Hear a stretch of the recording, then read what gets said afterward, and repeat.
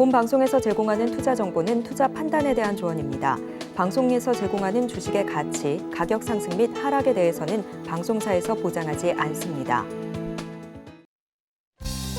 안녕하세요. 오늘장 내일장의 권민정입니다. 어제 뉴욕 증시는 휴장을 했습니다. 오늘 우리 시장 9거래일 연속해서 상승세를 이어갔던 코스피 지수가 단기 상승에 따른 차익 매물이 나오면서 오늘은 하락세 이어가고 있습니다. 현재 0.64% 하락을 하면서 지나가고 있는 상황이고요. 코스닥 또한 0.71% 약보합권의 거래 흐름 보여주고 있습니다. 오늘은 연일 사주던 외국인들도 소폭 파는 모습을 나타내고 있는데요. 또한 중국이 발표한 중국의 작년 GDP 성장률은 코로나 봉쇄 여파로 3%에 그친 것으로 나타났습니다. 목표치인 5.5%에 한참 못 미친 수치이고요. 또 환율의 소폭 오름세 보이는 상황 속에서 뚜렷한 방향성 찾기가 쉽지 않은 시장 상황 연출되고 있습니다. 오늘도 저희 방송과 함께 하시면서 꼼꼼한 투자 전략 세워가시길 바라겠습니다. 저희 방송 유튜브를 통해서도 시청하실 수가 있는데요. 유튜브 검색창에 서울경제TV라고 검색해 주시면 실시간 방송 시청과 더불어 채팅 참여 가능하시니까 많은 관심 부탁드리겠습니다. 본 방송에서 제공해드리는 정보는 투자 판단을 위한 조언일 뿐 해당 주식의 가치와 수익률을 보장해드리진 않습니다. 그리고 서울경제TV와 서울경제신문은 당사의 브랜드입니다. 최근 당사를 사칭하는 피해가 늘고 있으니까요. 시청자 여러분의 각별한 주의 바라겠습니다. 1월 17일 화요일입니다. 오늘장 내일장 본격적으로 출발합니다.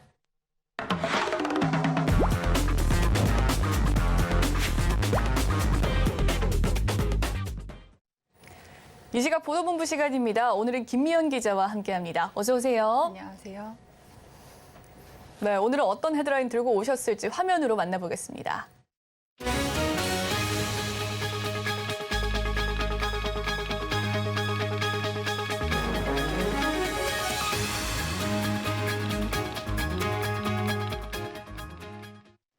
네, 첫 번째 소식입니다. 둔촌주공에 관한 이야기인데요. 단군 이래 최대 재건축 단지로 주목을 받은 곳이었습니다. 지난 3일부터 진행한 이 청약 단청자에 대한 계약을 오늘 마감한다라는 소식인데요. 분위기가 조금 규제가 풀린 뒤에 달라졌다라고 하는데 어떻습니까? 네, 둔촌주공은 지난해 12월 진행된 1순위 청약에서 3,700여 가구 모집에 14,000여 명이 신청해 평균 3.7대 1의 경쟁률로 마감했습니다. 시장 기대치에 미치지 못하는 흥행 성적이란 평가가 나왔는데요. 하지만 정부가 이달 5일부터 서울 4개구를 제외한 수도권 전 지역을 부동산 규제 지역과 분양가 상한제에서 해제하면서 분위기가 반전됐습니다. 업계 관계자는 규제 완화책이 소급 적용된다고 발표된 뒤 둔촌 주공 계약과 분양권 매수 관련 문의가 급증했다고 분위기를 전했는데요. 분양 담당 관계자는 규제 완화 정책 발표 이후 계약을 망설이던 분들도 많이 우호적으로 바뀌어 계약이 예상보다 잘 진행되고 있다고 말했습니다. 분위기가 긍정적으로 바뀌었다는 평가인데요. 하지만 일각에선 아직 실제 계약률 발표 전까지는 속단할 수 없다며 신중한 기류도 감지되고 있습니다. 네, 그렇군요. 구체적으로 어떤 규제가 해제가 됐습니까? 네, 우선 강동구가 규제 지역과 분양가 상한제에서 해제되면서 기존 8년이던 전매 제한 기간이 1년으로 줄었습니다. 실거주 2년 의무도 사라져 입주 시 전월세를 놓을 수도 있습니다. 또 분양가가 12억 원을 웃돌아 중도금 대출을 받을 수 없던 전용 84제곱미터도 바뀐 규정에 따라 대출이 가능해질 전망입니다. 정당 계약 기간 100% 계약이 이루어지지 않아도 이른바 줍줍으로 불리는 무순위 청약 관련 규제도 대폭 풀려서 혜택을 받을 수 있습니다. 또 국토교통부는 2월 중으로 주택 공급 규칙을 개정해 무순위 청약의 유주택자도 청약을 허용하고 무주택자는 거주 지역 요건을 폐지할 예정입니다. 네, 다음 소식도 살펴보도록 하겠습니다. 금리는 높은데 최근 금융사들이 이 대출 문턱도 높여가면서 점점 돈 구하기가 어려워지고 있습니다. 당장 돈이 급한 서민들은 이제 또 리볼빙으로 몰리고 있다라고 하는데 자세한 소식 전해주시죠. 네, 우선 리볼빙 개념부터 간략히 설명드리면 당장의 연체 기록 없이 결제를 이월시켜주지만 반면 금리가 평균 신용대출 금리보다 매우 높고 불어난 대금을 감당하지 못하면 신용점수 하락까지 사태까지 불러일으킬 수 있습니다. 이 리볼빙이 지난해 사상 최대치로 급증했는데요.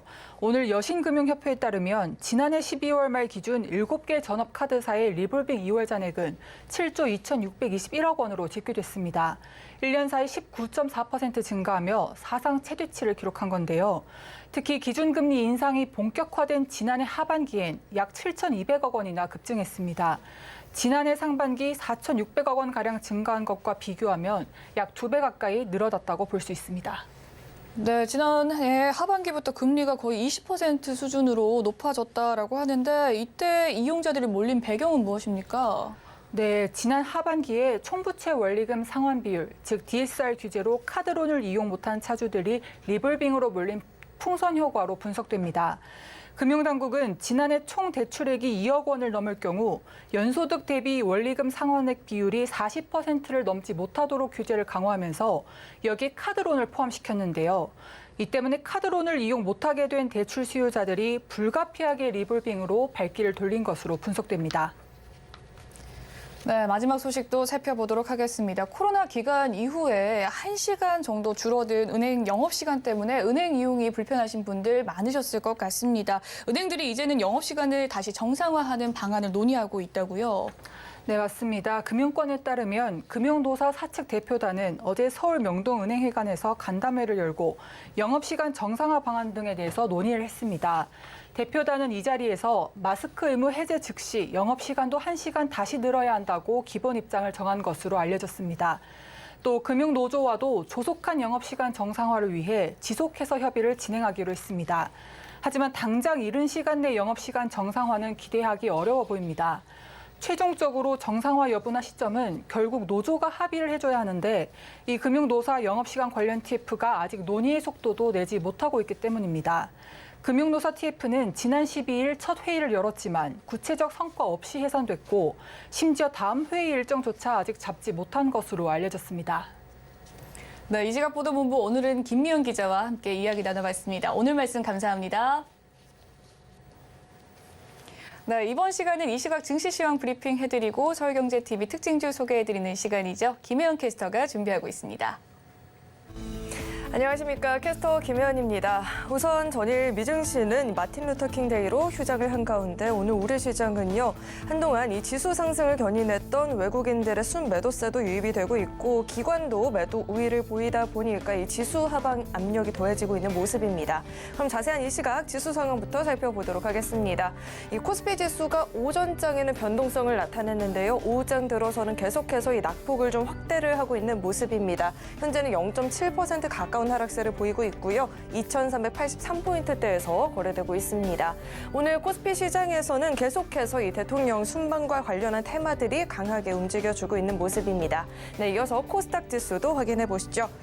네, 마찬가지로 오후장에 힘이 더 빠지고 있는 모습입니다. 이 외국인들의 순매도세가 인터넷 관련주로 몰리게 되면서 관련 종목들의 낙폭이 눈에 띄게 나타나고 있고요. 반면에 이 여행 관련한 종목들은 상승세를 보여주고 있습니다. 지수는 현재 0.73% 내린 711포인트대에서 거래되고 있습니다. 이어서 수급도 확인해 보시죠. 연일 코스피 시장에서 매수 우위를 보여줬던 외국인들이 매도 전환을 하게 되면서 5거래일 만에 외국인들의 순매도세가 유입이 되고 있습니다. 기관도 마찬가지로 3거래일 만에 매도세를 보이고 있고요. 현재 기관이 1,362억 원의 매도 우위를 보이고 있습니다.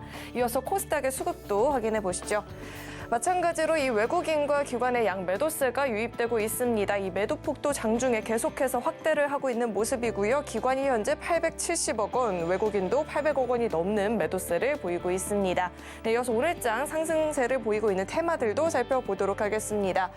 탄소 배출권 관련주들이 장 초반부터 강세를 보이고 있습니다. 아랍에미리트를 국빈 방문 중인 윤 대통령이 지난 16일 아부다비 지속 가능성 주간 기조연설에서 한국과 아랍에미리트가 함께 탄소 중립을 위한 연대와 협력의 길로 나아가길 희망한다라는 발언을 내놓았죠. 순방에 동행을 했던 SK 최태원 회장은 UAE 국부펀드 무바달라의 CEO와 자발적 탄소시장 아시아 파트너십 관련해서 MOU를 체결했다라는 소식도 더해지고 있는데요.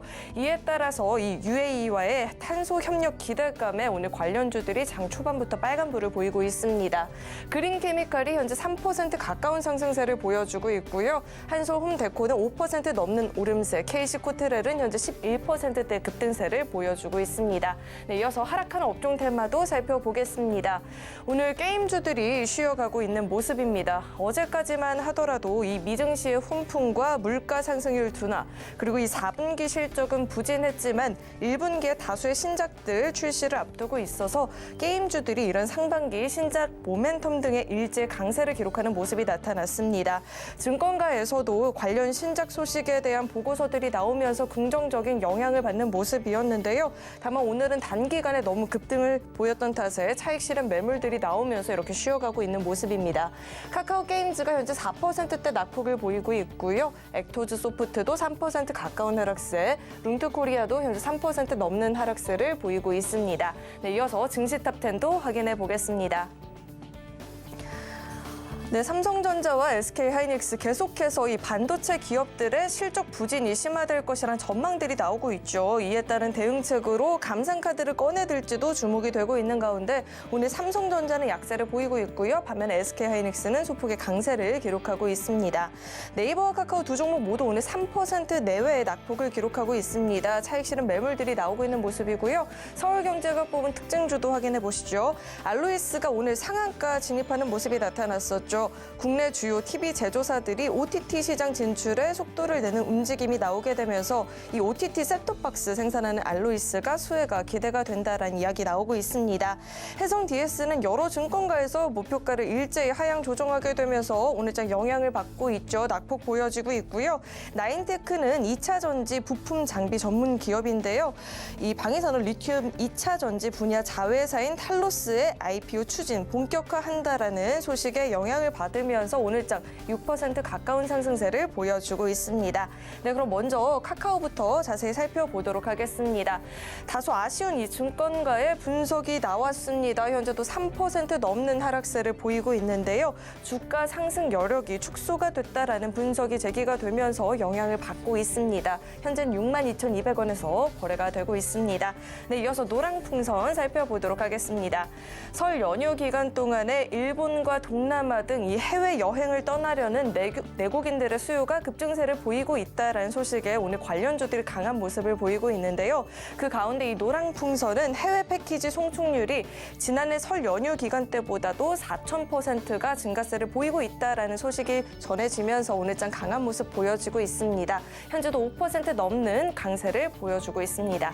네, 마지막으로 레몽레인 살펴보도록 하겠습니다.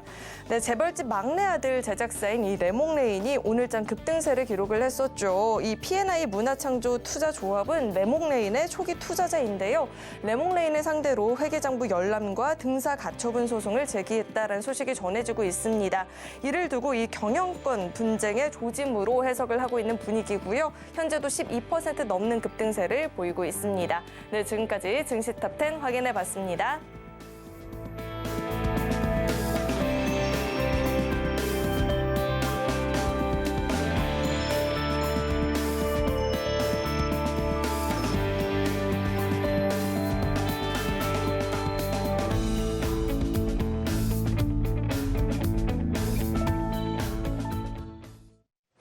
이 시각 외국인가 기관의 수급 상황 살펴보는 수급 포착 시간으로 넘어가 보도록 하겠습니다. 오늘은 다울투자증권 영업부 이성훈 차장과 함께합니다. 안녕하세요, 차장님. 네, 안녕하십니까? 네, 수급 상황 살펴보고 왔습니다. 종목별 흐름은 어떻습니까? 네, 종목별 흐름 봤을 때는 오늘 좀 차분한 어떤 주도주에 대한 매수세가 아니라 주가 좀 조정받았을 때 좀 저가 매수하는 그런 모습이 좀 나타난다라고 판단되고 있고요. 우선 기간의 코스피 3위 종이 포스코홀딩스입니다. 우선 올해 생산 판매 라인에 대한 정상화에 대한 기대감이 있고요. 또 광성 리튬이나 또 우수 리튬 같은 신사업이 추진되면서 성장세가 좀 좋게 나타난다라고 좀 볼 수 있겠고, 또 이제 어떻게 보면 4분기 영업이익 같은 경우가 지금 현재는 7,770억 정도 예상이 되는데 작년 대비도 67%까지 떨어진 수치라고 볼 수 있겠습니다. 그러면서 어떤 원재료 가격이 하락했지만 판가가 더 큰 폭으로 하락하는 모습으로 봤을 때 약간의 지금 올해 1, 2분기도 만만치 않을 거로 좀 생각이 되고 있고요. 다만 이제 이거에 대한 우려감은 좀 주가 선반영됐던 감이 크고 그렇기 때문에 기관 쪽에서 매수 관점을 좀 크게 간다라고 생각이 되고 있고요. 그다음에 외국인 코스닥 4위는 바로 에코프로비입니다. 리튬 가격 하락에 대한 우려를 좀 반영하는 모습 나타내주고 있고 리튬 가격이 연말 킬로그램당 60달러까지 떨어지면서 양극재 판가도 하락할 것으로 지금 예상이 좀 되고 있는 상황이지만 하지만은 이 어떤 에코프로 이 전체적인 어떤 실적으로 봤을 때는 이 관련주들에 대한 관심을 계속 가져야 된다라고 좀 생각이 되고 있습니다. 지금 현재 본다고 하더라도 어떤 좀 외국인과 기관의 전체적인 매수에 대한 부분은 적극적인 매수는 오늘은 좀 하진 않고 저는 SK하이닉스나 대형주 위주는 좀 일맥이 좀 동일하다 이렇게 말씀드릴 수 있겠습니다. 네, 이 시각 수급 특징주의 흐름에 대해서 살펴봐 주셨습니다. 오늘은 포스코 홀딩스와 에코프로비엠에 대해서 이야기를 나눠주셨네요. 그렇다면 차장님께서 포착한 특징주 어떤 종목일까요? 네, 외국인 코스닥 5위 종목 있죠. 코스피 5위 순매수 종목인 바로 이제 기아를 말씀을 드리도록 하겠는데요. 기아에 대해서는 어떤 실적에 대한 여러 가지 추정치가 좀 등락 편차가 좀 많이 크다라고 좀 볼 수 있겠는데 하지만은 지금 현재 본다고 하더라도 그 전에 올해 작년 한 여름 정도에 예상했었던 추정치 대비해서는 높아지는 모습이 나타내지고 있고요. 특히 이제 그 4분기 때 작년 4분기 근로 판매 대수는 73만 2천 대로 지난년 대비해서는 13% 증가한 모습을 나타내 주었고요. 중국을 제외한 판매 대수 같은 경우에도 16% 증가한 것으로 파악이 되면서 지금 현재 영업이익에 대한 부분에서 긍정적 영향을 미치지 않을까라고 생각이 되고 있습니다. 특히 이제 올해 같은 경우에 국내 시장에 대한 우려는 좀 예상했던 것보다는 크지 않을 것으로 판단되고 있고요. 현대차와 함께 높은 시장 점유율을 구가하고 있는 현재 상황이기 때문에 어떤 박인, 파워나 여러 가지 면에서 봤을 때 우위를 점할 것으로 좀 생각이 좀 되고 있습니다. 우선 지난 2020년 이후에 미국 시장에서 기아의 인센티브는 경쟁사 대비해서 더 빠르게 좀 하락했던 모습 보여주고 있는데 작년 시장 점유율은 사상 최대치인 5%를 기록했습니다. 그렇기 때문에 지금 시장에 대한 우려 부분은 기아의 어떤 주가에 먼저 좀 과도하게 떨어지지 않았나라고 좀 생각이 되고 있고요. 우선 지금 해외 지역별 전망치가 봤을 때도 작년 결산 실적 발표 시 확인이 가능할 것으로 예상이 되지만 국내 같은 경우는 회사 측과 같은 8% 증가를 좀 예상이 좀 되고 있는 상황이기 때문에 우선 지금 그 해외 쪽에서 6% 예상했던 것만큼 증가를 한다면은 기아에 대한 어떤 그 투자 심리는 빠르게 회복할 것으로 좀 판단이 되고 있습니다.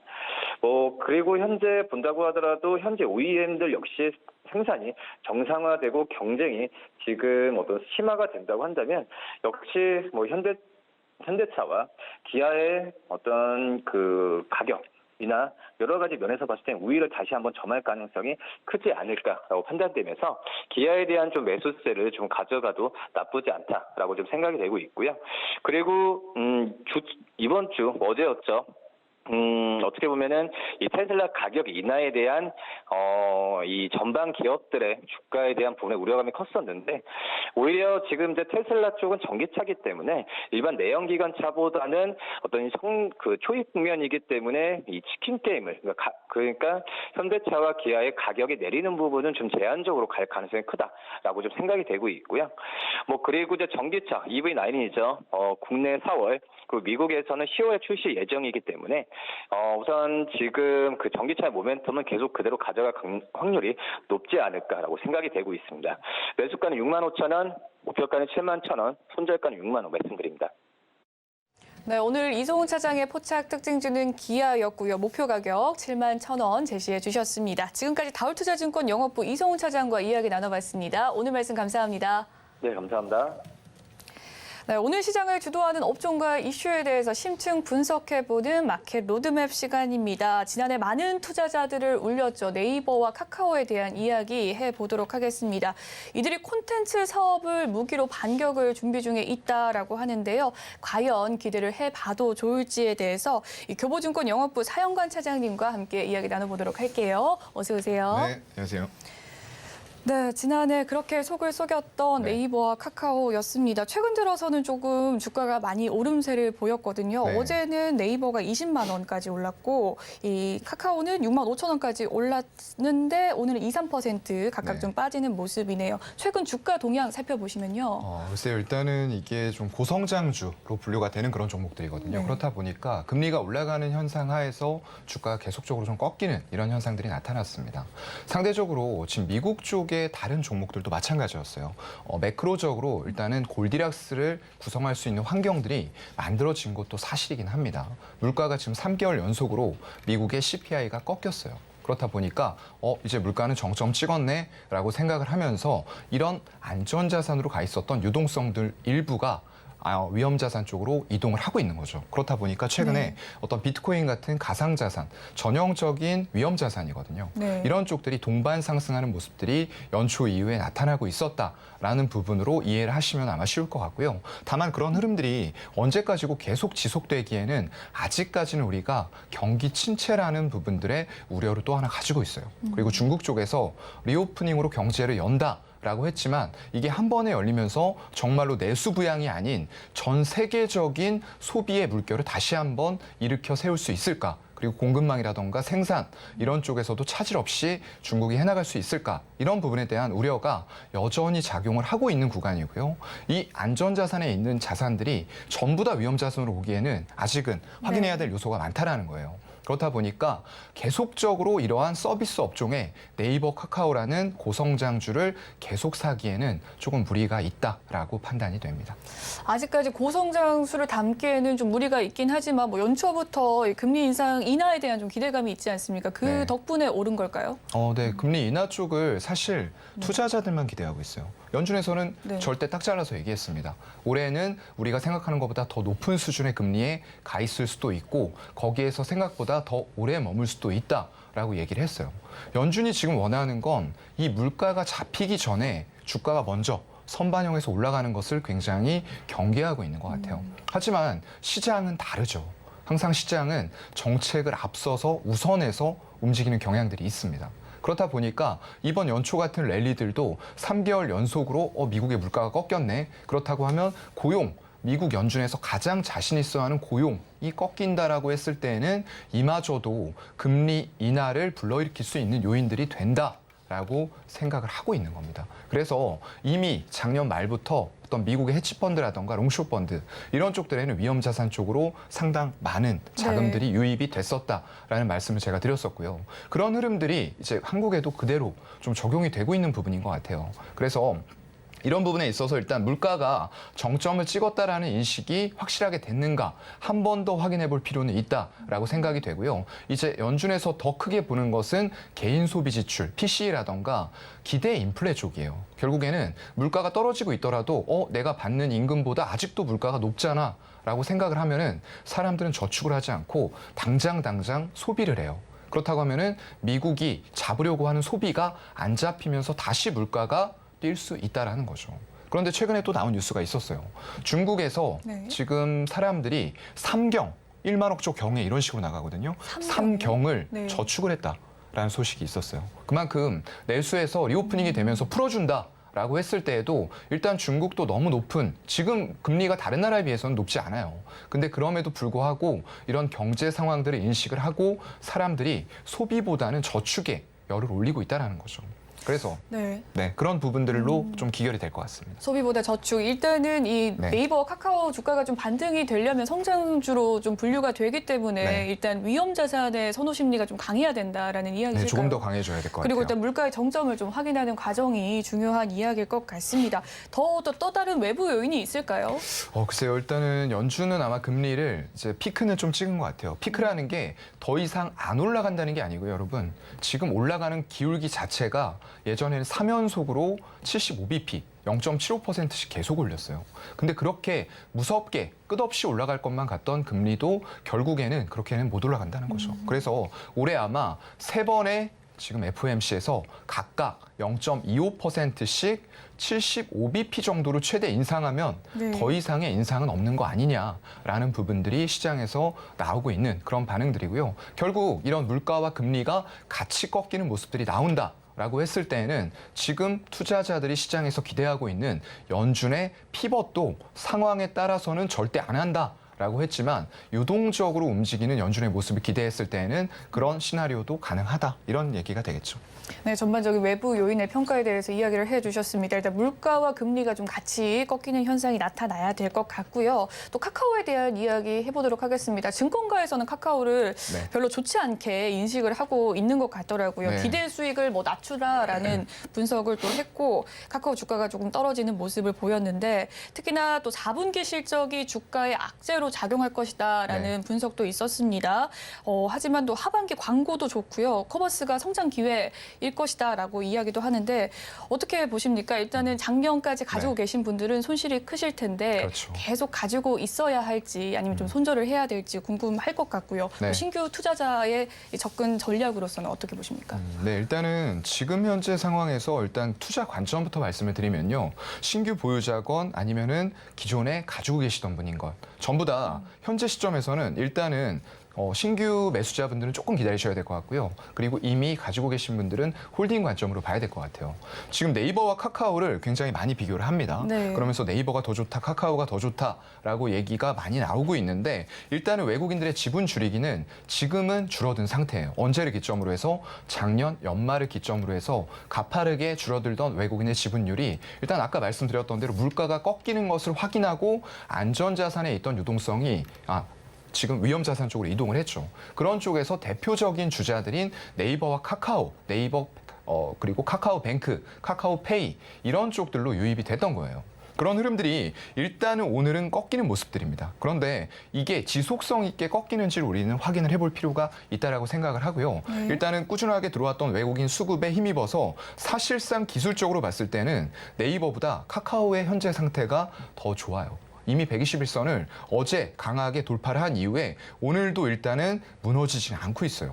그렇다고 하면은 만약에 여기까지 121선 지점이 지금 6만 1,000원 초반입니다. 네. 여기까지 빠져서 만약에 지지를 받는다. 네. 그리고 오늘 빠졌던 수급이 다시 매수 쪽으로 기관 외국인에 의해서 전환이 된다. 라고 했을 때는 우리가 여기에서 신규 매수를 노려볼 수가 있는 거고요. 마찬가지 관점이에요. 기존 보유자분들도 여기가 무너지는 파동이 나오지 않는다. 라고 했을 때는 홀딩 관점 유효할 것 같다라는 말씀을 드리고요. 내용적인 측면에서는 아까 말씀을 해주셨어요. 광고랑 커머스 이런 쪽들이 좋아질 거다라는 얘기인데 결국에는 지금 침체되는 경기 이런 부분들이 만약에 경착륙으로 가지 않고 연착륙으로 스무스하게 넘어갈 수 있는 환경 요건들이 추가적으로 만들어진다. 라고 했을 때는 이런 고성장주들이 당장 숫자가 크게 나오지 않더라도 결국에는 미래를 바라보고 다시 한번 낮아졌던 PER 자체를 높이는 과정으로 외국인과 기관들의 수급이 들어올 거란 얘기죠.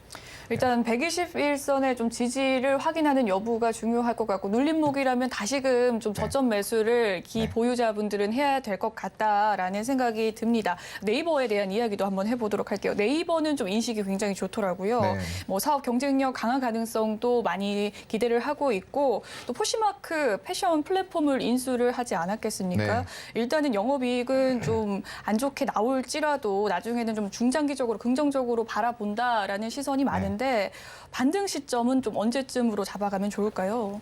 글쎄요. 일단은 이 포시마크를 인수를 할 때 좀 얘기가 많았었습니다. 이걸 지금 과연 인수를 해야 되는 게 맞느냐. 근데 중장기적인 관점으로 물론 접근을 했겠죠. 그렇게 됐을 때 시장의 유동성이 많지 않다 보니까 이런 플랫폼들의 가치가 평가절하가 되고 있는 그런 시기였어요. 그렇다고 하면은 정말 이게 향후에 다시 한번 시장이 좋아질 때 성장성을 보이면서 간다라고 했을 때는 저렴하게 이런 것들을 매수해 놓으면 그 가치가 향후에는 굉장히 단기간에도 빠르게 튀어오를 수 있는 아마 이런 부분들도 기대를 했을 거다라고 생각을 하고요. 일단 뭐 웹툰이나 이런 플랫폼 쪽도 콘텐츠 쪽에서는 굉장히 두각을 보이고 있어요. 지금 네이버 같은 경우에 작년 세계 콘텐츠 시장 규모로 보면은 2조 5,200억 달러였다고 합니다. 그런데 그중에서 북미가 1조 500억 달러예요. 그러면은 전 세계에서 북미가 차지하는 비중이 40%를 넘기는 이런 정도로 정말로 큰 시장입니다. 네. 근데 그런 시장에서 굉장히 좋은 이런 흐름들을 보여줬던 거고요. 결국에는 북미의 사용자 수를 보게 되면은 1,250만 명이에요. 굉장히 많은 숫자가 있고요. 이게 작년 2분기 기준이었기 때문에 아마 지금은 더 늘어나 있을 거다라고 저는 보고 있고요. 이게 2위 쪽에 MAU라고 하는데 월간 활성 이용자 수를 얘기해요. 근데 2위와도 격차가 굉장히 크게 벌어져 있어요. 거의 7배 수준으로 벌어져 있기 때문에 북미, 우리나라에서만 이게 독보적인 플랫폼이 아니고요. 세계 최고의 플랫폼 왕국인 북미 쪽에서도 이런 콘텐츠에 대한 월간 활성 이용자 수가 굉장히 많다라는 거죠. 그만큼 한 편 한 편에 대해서 가격 저항이 또 작습니다. 그렇기 때문에 경기 침체 이런 상황, 물가가 높은 상황에서도 한 편 보는데 200원, 300원 지불을 할 수 있다라는 거죠. 그래서 이런 사용자를 북미에서 확보한 것도 정말 대단하게 큰 향후의 성장 동력이 될 수 있을 거다라고 보이고요. 향후에 또 AI라던가 이런 신사업들까지 전부 다 포함되어 있는 상태이기 때문에 지금 당장은 숫자가 안 나올 수 있어요. 네. 하지만 이런 플랫폼들을 구성하고 있는 네이버의 주가 미래 전망은 조금 밝다라고 보고 있습니다. 네이버 같은 경우는 일단 북미 시장에서 좀 장악을 하고 있는 모습이 포착이 됐고, 근데 카카오가 좀 궁금합니다. 내수 시장에서는 잘하고 네. 있는 것 같은데 해외에서도 통할까요?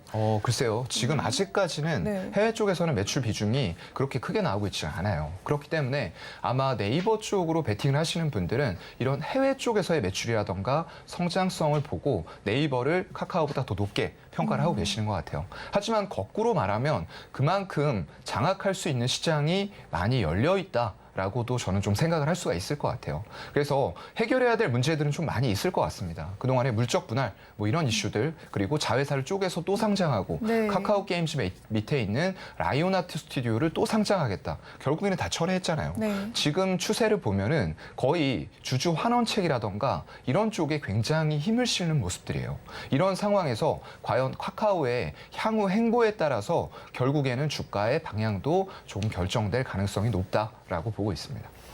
네, 그렇군요. 향후에 또 네이버와 카카오의 또 변동의 요인에 대해서 좀 살펴볼까 하는데, 주가 향방을 좌우할 요인 중에서 좀 투자자들이 주목해야 될 부분이 있다면 네. 어떤 것들을 좀 주목을 해봐야 될까요? 아무래도 일단은 매크로가 먼저일 것 같아요. 아무리 종목들이 움직인다라고 하더라도 아까 말씀드렸던 대로 물가도 3개월 연속 꺾이고 있고요.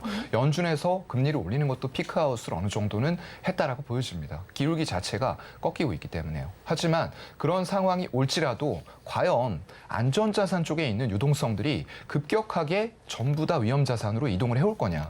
그건 아직은 아니라는 거죠. 그렇다고 하면은 외국인 기관 입장에서 어떻겠습니까? 그런 유동성이 다 이동해 온다라고 했을 때는 모든 업종, 섹터, 종목을 다 사서 코로나 팬데믹 이후처럼 끌어올릴 수 있어요. 그런데 지금은 그런 상황은 아니라는 거죠. 신규 유동성에 대한 제한적인 부분이 있는 상태에서 기존의 유동성들을 안전자산에서 끌어와야 될 텐데 그게 제한적이기 때문에 일단은 지금과 같이 순환매가 또 일어날 수밖에 없는 거예요.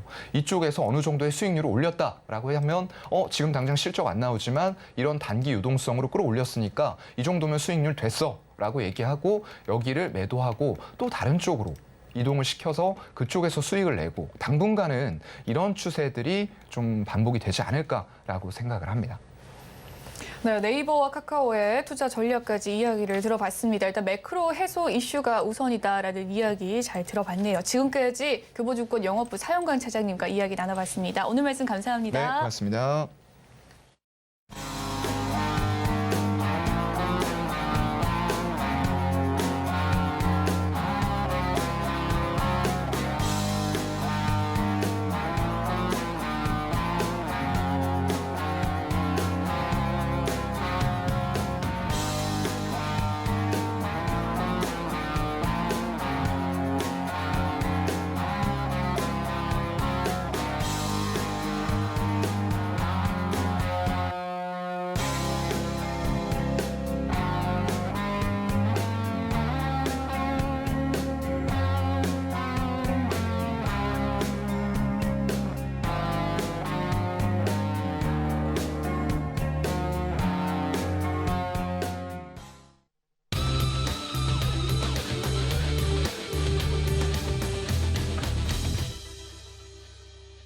마켓 리더들과 함께 시장의 핵심 이슈를 살펴보는 이슈 칼럼 시간입니다. 오늘은 SPM의 김영진 대표님과 함께합니다. 어서 오세요. 안녕하십니까?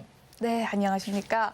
네, 1월 시장 굉장히 좋은 흐름 보여줬잖아요. 오늘은 소폭 쉬어가는 것 같습니다. 어제 미국이 휴장을 하기도 했고 여러 가지 이슈들이 있었는데 그런데 이 조정이 계속될까 하는 물음들이 뜰 것 같아요. 어떻게 보셨을까요? 그러니까 이번에 올해 장세는 네. 제가 봤을 때는 장이 괜찮아요. 근데 그 중간중간에 이제 리듬이 있을 거란 말입니다. 항상 뭐 계속 올라가는 그런 장은 없으니까요. 네. 중간에 이제 조정이 받고 그러는데 그 조정받는 타이밍을 어떻게 잘 잡아낼 수 있을지 그게 관건이라고 생각이 되고요. 또 지금 여태까지 우리가 예상했었던 거하고는 좀 틀린 장세가 나타나고 있다라고 생각이 돼요. 그러니까 저는 그렇게 생각을 했었는데 생각보다 좋다는 뜻일까요? 근데 네. 그러니까 저는 좋다라고 생각을 했는데 네. 일반적인 그런 그러니까 시장에서 생각하고 있는 그런 논리들보다는 더 좋은 그런 모습이고 그리고 또 이번 주에 나타났었던 희한한 모습은 아무도 이게 보지 않던 네. 이제 뭐 은행주들이 갑자기 올라가는 그래서 지난주에 이제 IT 업종이 많이 올랐다라고 말씀을 드렸잖아요. 네. 근데 그 IT 업종이 뭐 10% 정도 올랐는데 이 은행주 같은 경우는 올해 수익률 보면 고가로 치면 한 20%가 올랐어요. 그래서 그것이 뭐 중소형주 뭐 은행주가 오른 게 아니라 네. 우리가 흔히 알고 있는 4대 금융주, 그러니까 KB, 하나, 뭐 신한, 대형주들이. 그런 애들이 그런 종목들이 이제 올라 버렸기 때문에 올해 장세는 제가 작년에 이제 한번 이렇게 정리를 해드렸듯이 종목을 막 고르려고 고생할 필요가 없이 큰 종목 쪽에서 수익이 더 많이 나는 그런 네. 모습이 나타날 수가 있다라고 생각이 돼요. 그래서 중소형주 같은 경우는 오히려 리스크가 좀 많이 높아지는 그런 장세가 되지 않을까. 그리고 그것이 경기가 턴하고 모든 장세가 이렇게 크게 바뀌는 그 타이밍에서는 항상 그런 모습이 나타났거든요. 네. 그래서 이번에 키워드 자체는 올해의 키워드는 이 정책 변화도 있겠지만요. 금융 정책 변화도 있겠지만 우리나라 코스피를 봤을 때는 이 경기가 언제 돌아서느냐 이게 가장 중요하거든요. 그래야지 다른 나라보다 더 빨리 움직인다고 말씀을 드렸잖아요. 네. 그러니까 경기가 안 돌아서면 우리는 미국 쫓아가기도 바쁜 그런 상황일 텐데 경기가 만약에 돌아서게 되면은 우리 시장이 이렇게 경기 민감주들이 많고 대외 의존도가 크기 때문에 경제 자체가요. 그래서 경기가 바뀌는 게 언젠가 이걸 좀 따져보면 될 것 같아요. 그래서 지난주에 이제 OECD 경기 선행 지수가 이게 공개가 됐는데 제가 그 표 가져와서 이렇게 보시면은 이게 좀 반전이 언제 될까 이제 제가 그걸 살펴보자 1분기에 계속 이걸 살펴보자 이렇게 말씀을 드리고 있는데 1월에는 아무래도 그러니까 이게 1월에 공개됐지만 12월 자료죠. 그래서 12월에 보면은 지금 보시다시피 이제 붉은색이 G20이고 우리나라가 이제 푸른색인데 네. 이게 뭐 G20이건 한국이건 뭐 거의 비슷하게 안 좋은 흐름으로 가고 있는데 자세히 뜯어보면은 기울기는 약간 좀 줄어들고 있어요. 그러니까 하락하고 있는 그런 모습이라서 이게 위축 국면은 계속 지속이 되고 있기 때문에 안 좋은 건 사실인데 그 안 좋은 게 이제 이렇게 위축 국면이 점점 줄어들다가 이제 옆으로 이렇게 제로가 돼가지고 돌다가 이제 진짜로 이제 확장 국면으로 돌아서는 그런 모습 그런 것이 나타나면은 주식 시장은 굉장히 탄력을 많이 받을 거란 말이에요. 근데 아직까지는 이렇게 하락 추세가 계속 지속이 되고 있어서 시장이 막 이렇게 올라가는 그런 모습을 기대하기에는 좀 시간을 기다려야 되는데 제가 봤을 때는 올해 1월에 나타나는 그런 모습들이 혹시나 이런 경기 선행지수 쪽에서 긍정적인 변화가 나타날 수 있는 것이 아닌가 하고 지난주에 말씀을 드렸는데 위축 국면이 약간 줄어드는 하락 각도가 약간 줄어드는 정도의 변화는 있었다 정도로 보시면 될 것 같아요. 기울기가 약간 완만해진 정도인데 아직 저점은 안 지나간 거예요. 그렇죠. 그러니까 저점을 향해서 가고 있는 건데 만약에 저점을 치면서 이렇게 제로로 이렇게 하면서 바닥을 만들면은요. 그러면은 주가 그때부터 빨리 탄력을 받거든요. 그러니까 사실 이거는 언제 돌아설지는 우리가 알 수가 없죠. 그래서 기울기를 계속 따져보고 있는 건데 기울기나마 좀 줄어들었고 만약에 그것이 1분기 안에 제로가 돼가지고 바닥을 형성하게 된다라고 한다면은 우리가 또 주식 비중을 그때는 본격적으로 아까 말씀드린 대형주나 뭐 이런 경기 관련주로 더 이렇게 좀 모아가야 될 것 같다라는 생각이 들고요. 또 하나 표를 또 보여드리는 게 이게 이제 금융 정책하고 이제 관련이 되는 그런 수치죠. GSCPI는 제가 계속 말씀을 드리고 있는데 이 꼭대기에서 이제 떨어질 때부터 계속 말씀을 드리고 있는 것인데 이게 떨어지다가 지난 연말에 약간 좀 반등을 하는 그런 모습 보였어요. 그래서 이때 시장이 약간 흔들렸었죠. 근데 이 추세적으로 내려가고 있는 모습이 계속되고 있고 결국에 이것도 일시적인 반등이 될 것이다라고 말씀을 드렸었던 이유는 상품 가격들이 그대로 좀 조정을 보이는 모습을 계속 유지했기 때문에 그래서 이런 GSCPI 지수 자체도 또다시 안정권으로 그러니까 이게 안정권이 되려면 네. 여기 1% 이 아래로 뚝 떨어져야 돼요. 그게 이쪽 그 팬데믹 이전에 움직였었던 이 밴드 자체가 네. 마이너스 1에서 1 사이로 왔다 갔다 했거든요. 그래서 이 사이로 이제 들어서면은 그다음부터는 이것도 이 표도 이제 볼 필요가 없을 거예요. 제가 지난주에 이제 국채 선물 가격은 보지 말자라고 말씀을 드렸잖아요. 그랬었죠. 안정권, 중요하지가 않아서가 아니라 안정권에 들어갔으니까요. 그래서 이것도 만약에 이제 1분기에 이쪽으로 뚝 떨어지면은 이 표 역시 마찬가지로 이제부터는 머릿속에서 지워도 될 그런 상황이고 지금 나타나는 상황으로 놓고 보면은 지난 연말에 나타났었던 안 좋았었던 인플레이션의 반등이 다시 꺾이고 있는 그리고 시간이 가면 갈수록 다시 꺾일 확률이 높아지고 있다 이렇게 보시면 될 것 같아요. 앞으로 봤을 때 상품 지수나 네. 뭐 BDI 지수 포함해서 운송 지수 같은 것을 놓고 보면 이것을 유추할 수 있거든요. 네. 그래서 그쪽 흐름을 지금 놓고 봐도 계속 이제 안정권으로 들어서고 있기 때문에 다만 이게 뚝 떨어져 가지고 갑자기 막 하향으로 막 폭락을 해버리면 또 문제가 생길 수 있는 게 뭐냐면 그렇게 되면 디플레이션이 또 걱정이 될 수가 있어요. 그러니까 상품 가격이 너무 많이 내려버리면 네. 상품 가격하고 관련이 되는 것이 이머징 마켓하고 바로 관련된 바로 직결된단 말입니다. 그렇다면 우리나라 쪽으로 미치는 영향도 클 테고요. 그래서 이 GSCPI 같은 경우는 조금씩 그냥 조정만 보이는 가파르게 하락하는 그렇죠. 것보다는 예. 네. 여태까지 떨어진 거는 정상화를 이렇게 가는 과정이기 때문에 이렇게 막 떨어진 거지. 그 실제로 막 이렇게 5%에서 막 4%, 3% 막 이렇게 떨어지는 일은 거의 일반적으로 이 2000년대 들어서는 거의 없었단 말입니다. 그래서 이 역시 마찬가지로 해서 안정 국면으로 들어서면은 우리가 기존에 아까 말씀드린 경기도 반전이 되고 이거 안정되고 하면은 가장 이상적인 케이스가 돼서 주가 쪽으로 유리하게 작용되지 않을까 이렇게 생각이 됩니다. 네, 일단은 좀 변곡점이 나타나야 될 것 같은데 이것을 좀 확인해보는 과정 속에서 지표들을 좀 기울기 또 살펴봐야 될 것 같다라는 생각이 듭니다. 이달 말에는 또 FOMC 회의가 잡혀 있고요. 네. 또 재무부의 또 자금 조달 계획이 이 확정되는 과정 속에서 먼저 선반영이 좀 되어 있는 상황인 것 같습니다. 어떻게 보셨을까요? 네, 그래서 제가 그 보고 있는 것이 선반영이란 게 항상 중요하잖아요. 네. 주식시장에서. 근데 이달 말에 그 지표들이 있기 때문에 자금 조달 계획이 공개가 되면 그로 인해서 파생되는 게 달러 인덱스에 그대로 영향을 미치거든요. 네. 그래서 제가 2월 달, 5월 달, 8월 달, 11월 달 요때에 그 FOMC 회의하고 맞물려 가지고 항상 그 재무부 쪽에서 그 자료를 공개하거든요. 그래서 그러니까 이번 달 말에 이제 2분기 쪽에 이제 자금 조달 어떻게 할 건지, 그러니까 자금 조달이라는 게 결국 국채 발행 일정이죠. 그래서 그 국채 발행 일정이 어느 정도 좀 안정적으로 물량이 너무 늘어나지 않고 좀 달러를 너무 많이 흡수하지 않는다라고 한다면은 큰 문제가 없는데 그것이 확정되는 순간에 반영이 되는 게 아니라. 그거를 확정 짓기 이전에 막 프라이머리 딜러들하고 막 이렇게 그렇죠. 확률 협의를 하고 막 이런단 말이에요. 저 페드나 재무부 쪽에서. 그래가지고 전체 발행 일정을 잡는단 말이에요. 그러다 보면 이게 무슨 비밀을 미리 알고서 뭐 프론트러닝을 하는 게 아니라 근데 그 IB 쪽에서도 더 이제 발행 일정이 어느 정도 될 것이다. 이렇게 대강 짐작들을 할 수 있는 것이죠. 네. 왜냐하면 의견 교류를 하다 보면 그 자료가 나오니까요. 그래서 공개되기 이전에 이미 시장은 긍정적인 변화를 나타내는 경우가 종종 있어요. 물론 만약에 발행량이 많이 늘어나고 시장을 압박을 주는 그런 내용이라고 한다면 선반영이 돼서 안 좋게 반영이 되겠지만 네.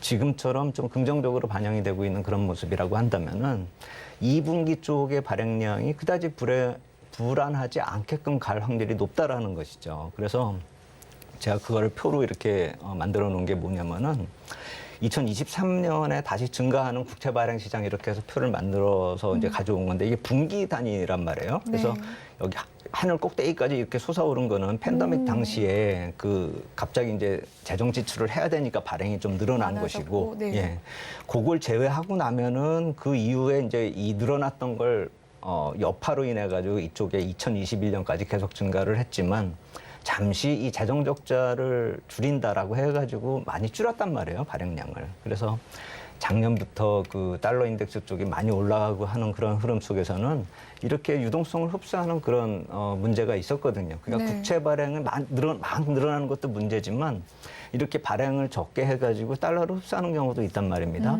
예, 그래서 지금 다음에 이제 다음 분기에 어떤 식으로 이제 진행이 될 것인가 이걸 놓고 봤을 때 우리가 여기서 다 참고적으로 봐야 되는 것은 아주 이렇게 키가 작은 막대기 있잖아요. 그렇네요. 예, 연도별로 보면 이게 다 2분기예요. 네. 그러니까 2분기 쪽은 이 계절적으로 계속 이렇게 적을 수밖에 없어요. 그러니까 왜 왜냐하면은 그렇죠? 네. 이게 2분기에 발행된 게 2분기에 만기가 될 거 아니에요. 이게 2년물이건 10년물이건 30년물이건. 네, 만기 시점이군요. 그렇죠. 그때 발행된 건 또 그때가 가지고 만기가 될 테니까 이때가 적으면은 계속 그 분기에는 적을 수밖에 없는 것이고 다른 쪽은 그 반대로 많으면 계속 또 많을 수밖에 없는 것이고 그래서 제가 말씀을 드리는 게 뭐냐면은 2023년 1분기까지는 이게 계속 늘어나고 있잖아요. 네. 그러니까 작년 3분기, 4분기, 올해 1분기까지 계속 이 발행량이 늘어나고 있기 때문에 유동성 측면에서는 좀 빡빡한 거죠. 이게 국채 발행이 계속 늘어나니까 유동성을 흡수하는 그런 측면이 있어가지고 그래서 작년 말에는 이 프라이머리 딜러들하고 이 재무부 쪽에서 바이백을 생각하기도 하고 실제로 네. 단행을 했잖아요. 다시 사주는 걸로요. 그래서 그러한 모습을 놓고 봤을 때는 향후에 만약에 물량이 늘어나도 걱정을 별로 안 할 텐데 지금 2분기 쪽은 계속 적었기 때문에 지금 2분기 그러니까 이번 달 말에 확정이 될 2분기 네. 국채 발행 일정의 양도 네. 적을 확률이 높은 것이고 적어야 좋잖아요. 예, 그죠? 그렇죠. 그러니까 매년에 2분기가 적었기 때문에 이번에도 적을 확률이 높은 것이고 네. 지금 이 프라이머리 딜러가 미리 협의를 한다고 말씀드렸잖아요. 그러니까 그게 이미 반영이 되고 있는 상황이다 이렇게 보시는 게 맞아요. 그러니까 우리 시장이 왜 올라라고 지금 다들 황당해 하시는 분들이 많아요. 네. 오르기 때문에 황당한 건데 네. 너무 많이 오르기 때문에요. 근데 그래서 이제 해석하는 경우가 어떤 해석을 하냐면 미국 시장 올라서 오른다. 그러면 미국 시장은 왜 오르냐는 것이죠. 그러니까 미국 시장 오르는 것 쪽에 답을 찾아야 되는데 우리 시장 오르는 게 미국 시장이 올라서 그렇고 네. 미국 시장은 모르겠다 이거거든요, 지금. 네. 근데 미국 시장 오르는 쪽에는 배경 요인에는 제가 말씀을 드리는 이런 국채 발행 쪽에서 어느 정도 확정이 되는 그런 모습들이 선반영되고 있는 측면도 있다라는 점을 봐야 된다라는 것이죠. 그래서 네. 유동성이 이런 식으로 다시 증가하는 추세로 그러니까 국채 발행이 적어지면은 유동성은 증가하게 되는 것이죠. 그리고 지금이 1년 중에서 놓고 보면은 작년 3분기, 4분기, 1분기가 많았기 때문에 네. 이 3분기 연속으로 부담이 계속 많았었던 그 끝물이라는 거죠.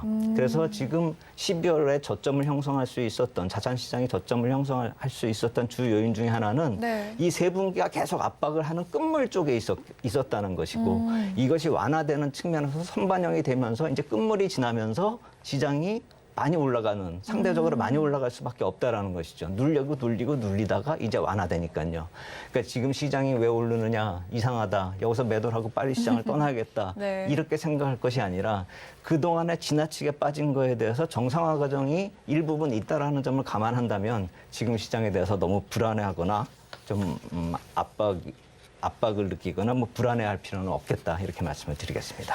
네, 2분기에 일단 국채 발행량이 나타나는데 보통 만기 시점이기 때문에 발행량이 적을수록 좋다라는 이야기 주셨습니다. 국채 발행량에 따라 또 주가가 선반영이 되고 따라가는 모습이다. 지금 올라가는 이유가 그렇다라는 말씀을 해주셨는데 그렇다면 이제 2분기 국채 발행량이 좋게 나오면 이제 바닥을 찍고 올라간다라고 기대를 해봐도 될까요? 예, 그래서 제가 이제 여태까지 정확하게 설명을 해드릴 수 있게 좀 정리를 해드릴게요. 네. 그래서 1월 말에 그런 FOMC 회의가 열리고 이제 미국 재무부 쪽에서 발행 일정이 확정이 됐고 그리고 실제로 발행된 그 과정을 놓고 보면 지난주에 이 1월에 국채 발행 일정이 있었어요. 그러니까 네. 3년, 10년물, 30년물 이렇게 있었는데 그 발행이 아주 좋았어요. 분위기가 좋았어요, 시장이. 그러니까 해외에서 들어온 유동성도 많았고 그래서 경쟁률도 좋았고 그래서 그렇습니다. 근데 아까 제가 타이밍을 잘 보자라고 그랬잖아요. 이번 주 내일 모레부터 20년물 또 발행 일정이 있고 팁스 발행 일정이 있고 그리고 그 다음 주에 2년물, 5년물, 7년물 그리고 FRM 발행이 있어요. 네. 그러니까 이때마다 좀 시장이 흔들리고 할 수는 있다라고 봐요. 하지만 그것은 단기 조정이지 실질적으로 그 뒤에 펼쳐질 이 월말에 공개되는 그런 자료들을 보면은 물론 월말에 공개된 자료가 아까 선반영이 된 측면이 있기 때문에 네. 그것이 공개되면서 또 조정을 받을 수는 있다라고 보지만 그것은 하나의 큰 흐름에서 놓고 보면 아주 크고 긴 상승이 나타날 수 있는 그러니까 한 분기짜리의 상승이 나타날 수 있는 것 중에 선반영이다 이렇게 볼 수가 있는 것이죠. 그렇기 때문에 이 선반영이 되고 실제로 그 뉴스가 됐을 때 만약에 어떤 조정이 나타난다. 네. 이 월말에 어떤 조정이 나타난다. 이렇게 됐을 경우에는 그 선반영에 대한 조정이기 때문에 당연히 기회로 좀 이용을 하는 게 맞겠죠. 그래서 타이밍을 이용하자는 것 중에 가장 중요하다라고 생각이 되는 것은 그런 국채 발행 일정 때마다 시장이 흔들릴 수가 있고 선반영된 거에 반작용이 나타날 수가 있기 때문에 그거에 대해서 대응을 좀 확실하게 대응을 할 수만 있다라면 근데 그 대응을 하려면 배경 요인들을 좀 이해를 하고 있어야 된다는 네. 것이죠. 그래서 제가 말씀을 드린 오늘 그 내용들은 이런 내용들을 미리 파악을 하고 있어야지만 어떤 시장의 흐름이 갑자기 조정이 나타나도 놀라지 않고 대응할 수가 있다는 것이죠. 그래서 지금 전체적인 자산시장 흐름에 있어서 그 국채 흐름 같은 거에 있어서는 일반적으로 우리가 좀 파악하고 있는 제가 말씀드린 정도는 좀 머릿속에 좀 가지고서 시장을 보시면 도움이 될 것이다. 이렇게 생각이 된다 말씀을 드리겠습니다. 네, 여기까지 SP인 김영진 대표님과 함께 글로벌 증시 동향, 특히나 채권 시장에 대해서 이야기 나눠봤습니다. 오늘 말씀 감사합니다. 감사합니다. 본 방송에서 제공해드리는 정보는 투자 판단을 위한 조언일 뿐 해당 주식의 가치와 수익률을 보장해드리진 않습니다. 그리고 서울경제TV와 서울경제신문은 당사의 브랜드입니다. 최근 당사를 사칭하는 피해가 늘고 있으니 시청자 여러분의 각별한 주의 바랍니다. 오늘 준비한 소식은 여기까지고요. 잠시 후 마감 임박 60분의 승부도 많은 시청 부탁드릴게요. 저희는 내일 다시 찾아뵙겠습니다. 시청해주신 여러분 고맙습니다.